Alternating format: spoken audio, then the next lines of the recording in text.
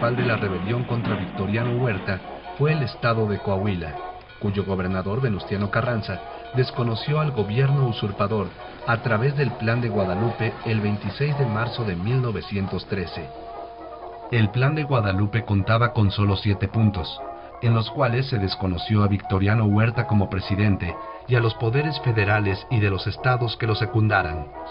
Llamaba a la creación del ejército constitucionalista, nombrando como su primer jefe a Venustiano Carranza, quien al triunfo de la revolución se encargaría del poder ejecutivo federal y convocaría a elecciones generales. En los estados, el cargo de gobernador provisional sería asumido también por el primer jefe del ejército constitucionalista, quien convocaría a las elecciones correspondientes. Entre las fuerzas armadas que se unieron a Carranza, destacaban quienes lucharon contra Porfirio Díaz, como Francisco Villa en Chihuahua, un rebelde surgido de las clases desposeídas del estado, y nuevos contingentes sonorenses a cargo principalmente del general Álvaro Obregón, incluyendo a Plutarco Elías Calles, Salvador Alvarado, Manuel Diegues y Adolfo de la Huerta. Ante los éxitos militares constitucionalistas, la gran alianza conservadora que sostenía al gobierno de Huerta se desintegró. Victoriano Huerta renunció el 15 de julio de 1914 y se quedó al frente de la presidencia el secretario de Relaciones Exteriores, Francisco Carvajal, quien se encargaría de negociar las condiciones de la rendición del Ejército Federal. El 13 de agosto de 1914 se firmaron los convenios de Teoloyucan entre los representantes del Ejército Constitucionalista y los del Ejército Huertista, en virtud de los cuales las tropas oficiales fueron disueltas y la Ciudad de México ocupada por los revolucionarios. El 20 de agosto de 1914, Carranza entró en la Ciudad de México. Se convocó una convención revolucionaria de jefes militares y gobernadores para resolver las diferencias que durante la revolución habían surgido entre los principales jefes. Las sesiones de la convención se iniciaron en la capital el 1 de octubre de 1914, con la ausencia de Villa y Zapata. Días después de comenzar las sesiones, los problemas de Carranza con Villa y Zapata hicieron crisis. Ambos finalmente desconocieron su autoridad. El 4 de octubre de 1914, la convención se trasladó a Aguascalientes, ciudad neutral que ofrecía mayores garantías al villismo. Las sesiones se reanudaron el 10 de octubre de ese año.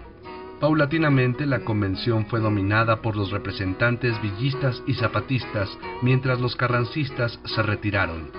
Enseguida, los convencionistas, predominantemente de origen popular, exigieron que la convención se declarara soberana, el reconocimiento de la supremacía del Plan de Ayala, la elaboración de reformas socioeconómicas, el desconocimiento de la jefatura de Carranza y se autoproclamaron gobierno, designando a Eulalio Gutiérrez como su primer presidente.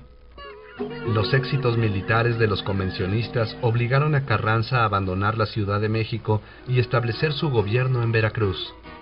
En respuesta a las demandas sociales de los convencionistas y a la ruptura con Villa, el 12 de diciembre de 1914, Carranza reformó el Plan de Guadalupe principalmente para introducir el programa socioeconómico del Ejército Constitucionalista. Entre las reformas, se facultaba a Carranza como primer jefe de la revolución y encargado del poder ejecutivo para expedir y poner en vigor durante la lucha todas las leyes, disposiciones y medidas encaminadas a dar satisfacción a las necesidades económicas, sociales y políticas del país, efectuando las reformas que la opinión exige como indispensables. Proclamó así, por decreto del 26 de diciembre de 1914, al municipio como base territorial y político-administrativa de los estados, la libertad de los municipios para elegir sus ayuntamientos y la prohibición de autoridades intermedias entre estos y los órganos del estado respectivo, disposiciones que cimentaron el artículo 115 de la Constitución. Expidió la Ley Agraria del 6 de enero de 1915, que declaró nulas las enajenaciones de tierras, concesiones y diligencias de deslinde que ilegalmente despojaron a las comunidades indígenas y autorizó expropiaciones de tierra para restituciones o dotaciones. Esta ley fue expresamente incorporada al texto constitucional por disposición contenida en el artículo 27, fracción séptima, tercer párrafo.